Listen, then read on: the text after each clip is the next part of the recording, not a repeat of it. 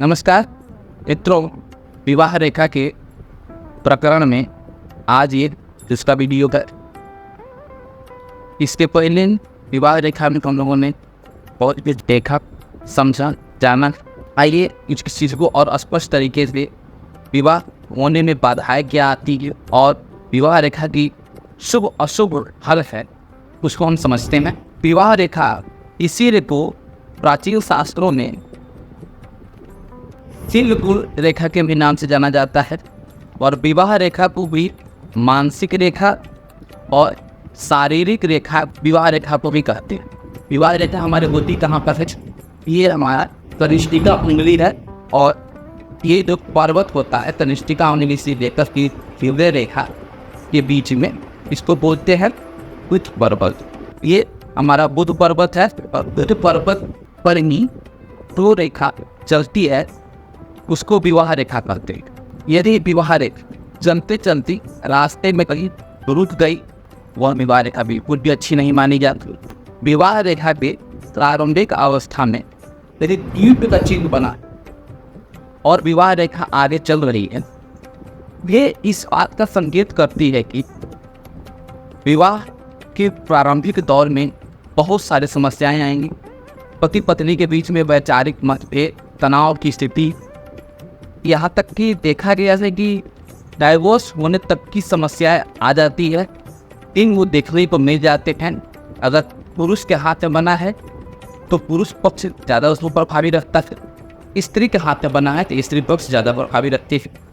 पर पीठ से आगे विवाह रेखा अच्छी जा रही है, तो इसका मतलब यह है कि विवाह उसके बाद वैवाहिक जीवन वो समस्याएं जो जितने दिन की होगी, और इसके लिए बाकी अन्य पर्वत भी देखना पड़ेगा। शुक्र पर्वत आपका, बृहस्पति पर्वत और चंद्र पर्वत, क्योंकि बृहस्पति को गृहस्थ जीवन कहा गया है, शुक्र प्रेम के कारक हैं, चंद्रमा मन है। इन तीनों की भूमिका बहुत महत्वपूर्ण होती है। यदि विवाह रेखा दो भागों में जब बढ़ जाती है तो बिल्कुल ही इस स्थिति में वैवाहिक जीवन बिल्कुल भी अच्छा नहीं माना जाता है। पति पत्नी में अनायास ही एक दूसरे पर वैचारिक मतभेद देखने को मिलेंगे, एक दूसरे के सपोर्ट कहीं मिलेगा, कुछ न कुछ उसमें ऐसी की परिस्थितियाँ बनती रहेगी कि उसमें झगड़े झंझट घर में होते ही रहेंगे, सीप उठ के जैसे।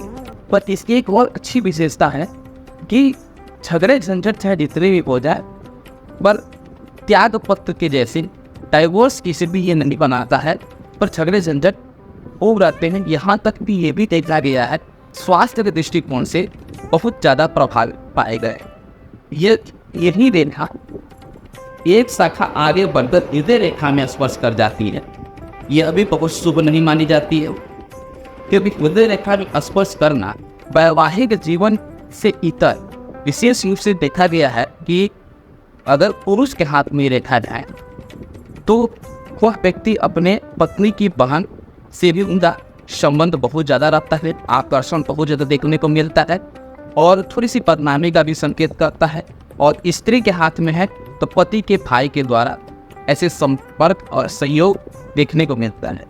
यदि यह रेखा आगे बढ़कर मस्तिष्क रेखा, तो ये मस्तिष्क रेखा है, इसमें अगर स्पर्श करती है तो ये बिल्कुल और भी बहुत अशुभ है।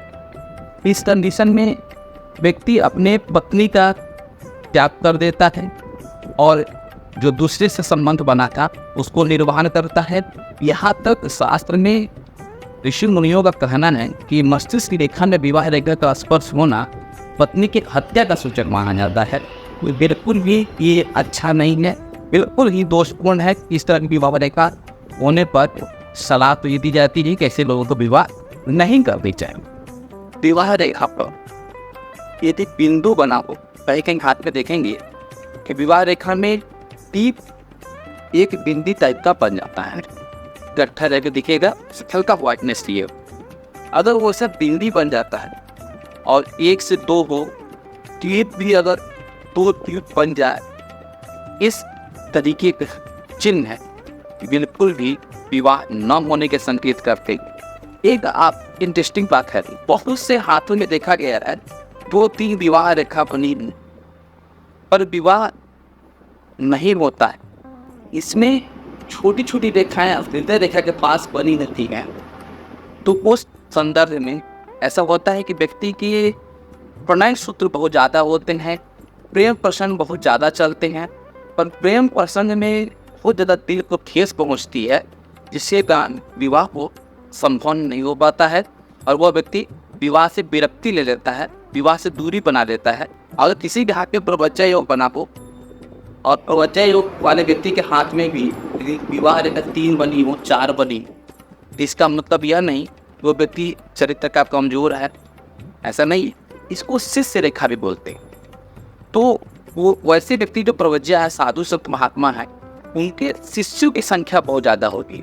विवाह रेखा को ही मानसिक रेखा नहीं बोलते और इसी को शारीरिक रेखा भी बोलते हैं। तो किसी महात्मा आदमी के हाथ में या किसी अच्छे व्यक्ति के भी हाथ में अगर 2 से 3 विवाह रेखा है तो विवाह तो एक ही होगी, या उसमें जो जिसकी प्रधानता होगी वहाँ विवाह होगा। किसी के हाथ में अगर 2 रेखाओं में प्रधानता है तो 2 विवाह भी होगा।